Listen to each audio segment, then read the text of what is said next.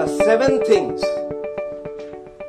that institutional leaders, and I use the word leader, shaper, not to just mean the CEO. I'm talking of the top team. They all tend to do this. And what are those 7 Brahma mantras? I'm going to tell you. But before that, it's not that all the shapers did all the 7 things. That's not, because nobody does everything. But out of these 7, they seem to choose 2 or 3 or 4. They were like orchestra conductors who had a violinist, they had a tablachi, they had a flutist, and they would play different people to produce the music depending on what music was desired to be produced.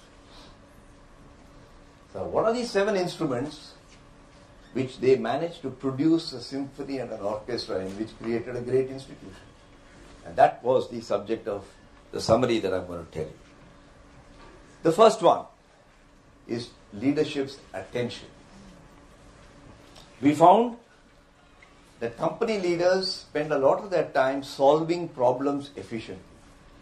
Don't get me wrong, I'm not saying it's not valuable, it's hugely valuable.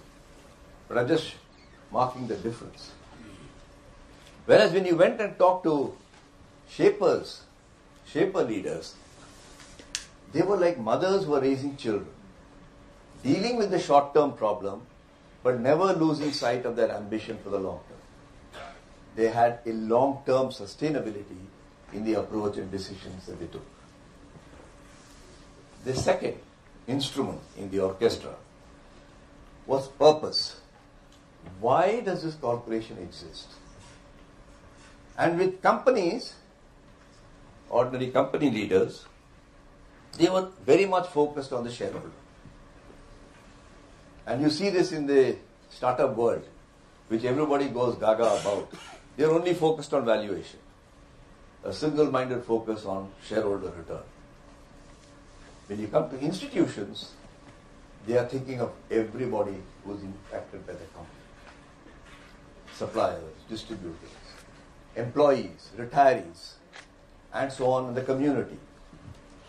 And if you think of Tata, you think of Birla, you think of Unilever, I'm choosing companies where I have had some experience. I'm not saying they are the only ones. Godrej. You'll find this pattern very clearly replicated. So I have covered attention, purpose. The third one is thought. How do they think?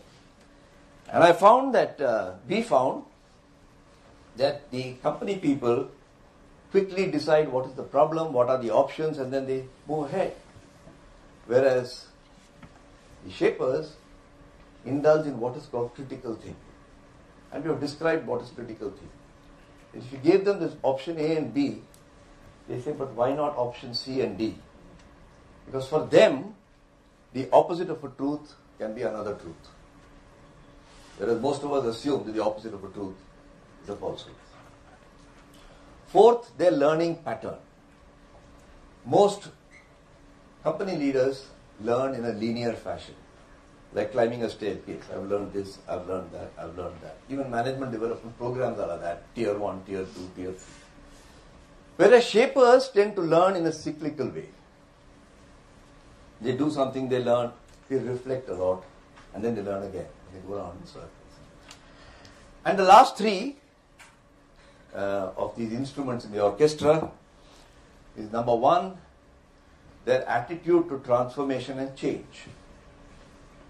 Many company leaders act and solve and go on the go, operational, and very valuable again. But then shapers have very terrain adjusted. They seem to say to themselves, what worked in my last job will not work here. What worked in my last company will not work here. It's much easier to talk to Tamils to learn Hindi than to talk to Hindi people to learn Tamil. And that's what I mean by a terrain adjusted communication. And finally, people. It was incredible.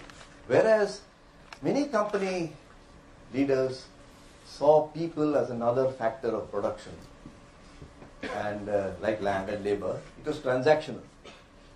Attrition rate is so much. This is the way young people are these days. People, attitude of shapers was care and nurture. We were surprised to find that in the companies that I've referred to, they spent as much as 25 to 30% of their time, personal time, on caring and nurturing for future leaders. Shapers think disruptively, whereas the company managers want to be predictably competent. They want every quarter to go up and they manage it so that everything looks predictable. Whereas shapers say, what is the... In other words, volatility is an asset to a shaper. And he